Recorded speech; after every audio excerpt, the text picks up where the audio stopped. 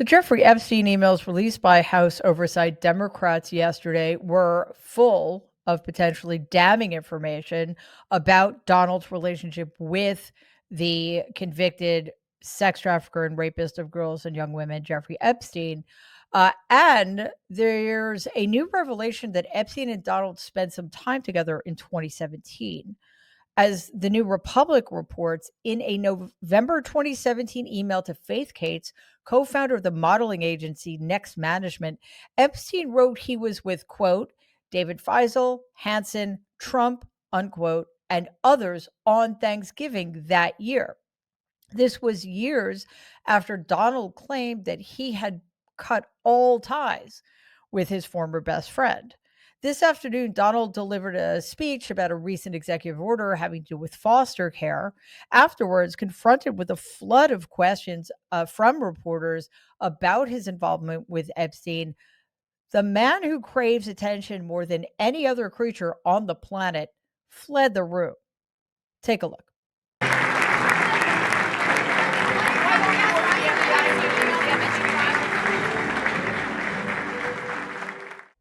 There's a word for that. What is it? Coward. Meanwhile, as Politico reports, the Trump regime anticipates that dozens of Republicans, maybe as many as 100, will break with Donald's wishes and sign the House's discharge petition to order the release of the Epstein files. CNN reports that things have gotten so bad, the Trump regime held a meeting in the Situation Room to discuss the House's push for the DOJ to release the materials on Epstein. A number of the Trump regime's top officials were present at the meeting, and these included Attorney General Pam Bondi, Deputy Attorney General Todd Blanche, and FBI Director Kash Patel. Republican Representative Lauren Boebert was also present at the meeting. She's one of the GOP lawmakers whose signature is on the discharge petition. Now, I understand why people in the executive branch would want to meet with Lauren Boebert. They desperately want at least one or two Republicans to remove their signatures from that order that would force the release of the Epstein files. But why do it in the Situation Room? The Situation Room is among the most secure places on the planet. It seems to me, although Boebert has said otherwise, that this was a pressure campaign. And again, why would the Attorney General, the Deputy Attorney General, and the head of the FBI be there unless it was to pressure Boebert, which again, she says did not happen, or try to convince her that there's no there there. Now, imagine if we had somebody in the Oval Office who used the vast resources at his disposal to govern instead of covering up his potential sex crimes. Meanwhile, The Independent reports that the newly released emails have caused a crisis within the Republican Party. The scandal is weakening Donald's hold over the party for the first time in years. Instead of defending Donald's attempt to block the files, many House Republicans are praising their release. Oversight Chair James Comer and Speaker Mike Johnson are distancing themselves from the White House, which should be the reddest of red flags for Donald. A growing number of Republican lawmakers are weighing in on the scandal, a scandal I think it's important to remind ourselves that is entirely of Donald's own making. And for a change, they are not expressing blind loyalty to Donald. On CNN, Louisiana Senator John Kennedy, also known as Foghorn Leghorn, signals support for a Senate vote to release the Epstein files. That is what they call a sea change. Take a look. But I just don't see how this issue is going to go away. Maybe justice can answer the question. But I asked Kash Patel in front of God and Country in committee. I asked him, I said, look, who else, if anyone, did Epstein traffic these young women to? And he said, we have no evidence of anyone. It's not there. Well, I don't know how you prove that without releasing all the files. But just to put a finer point on it, if a bill to release the Epstein files, to force the Department of Justice to release the Epstein files, came to the Senate floor, as a general matter, would you vote yes?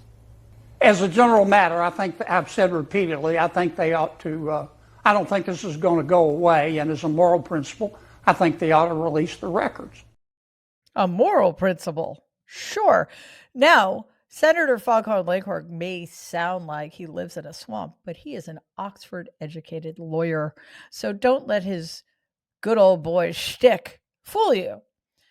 I also do wonder, though, if somebody like Kennedy, who has been a loyalist to the fascist Republican cause since the beginning, was confronted with actual evidence that, say, somebody like Donald is implicated in Epstein's crime, would he still vote for the release of the files?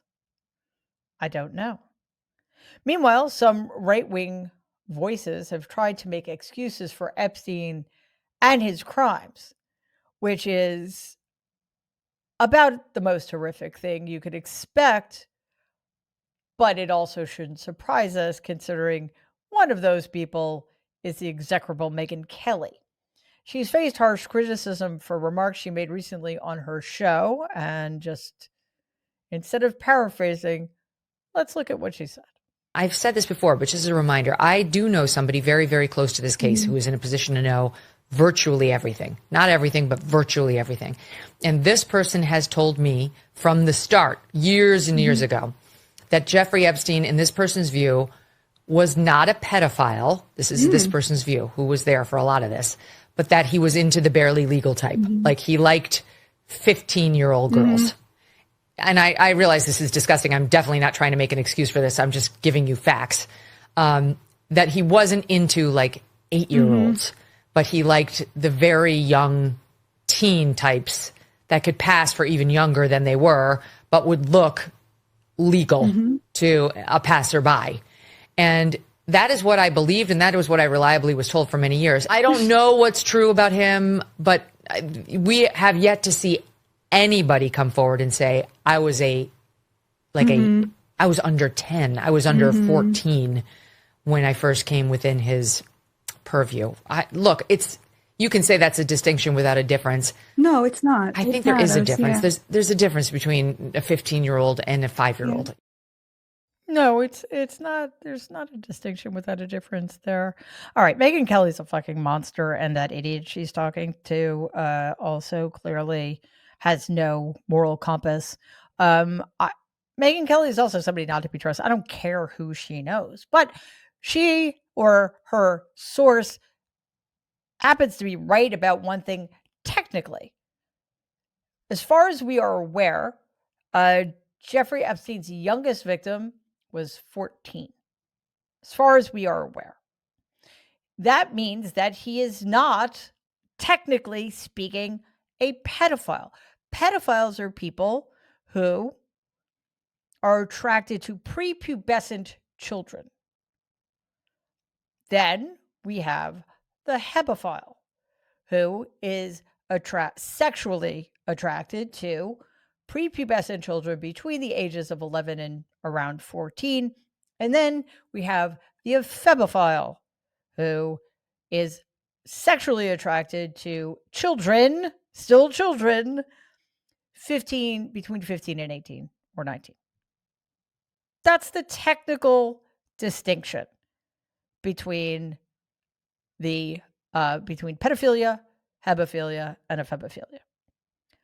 Does it make what Jeffrey Epstein did okay? Well, according to Megyn Kelly, it makes it less bad. But again, she's a monster who will do and say anything to stay on the side that continues to make her excessively and unfairly wealthy. Nothing she says exonerates Jeffrey Epstein. And we need to remember that he was a rapist and sex trafficker of girls and young women. So even if some of those young women were legal adults, that doesn't mean he didn't rape and sex traffic them. It doesn't make it less a crime. Why anybody listens to Megyn Kelly about anything surpasses my understanding. But before we go on, The tide is turning here, so we can't let up. Please like and share this video, and if you believe in our mission, please subscribe to the Barry Trump Media channel. Now, thankfully, finally, Donald is freaking out, as he should be. We see evidence of this in his increasingly unhinged posts on his failing social media site. This morning, he posted, quote, "The Democrats are doing everything in their withering power to push the Epstein hoax again. Some weak Republicans have fallen into their clutches because they are soft and foolish.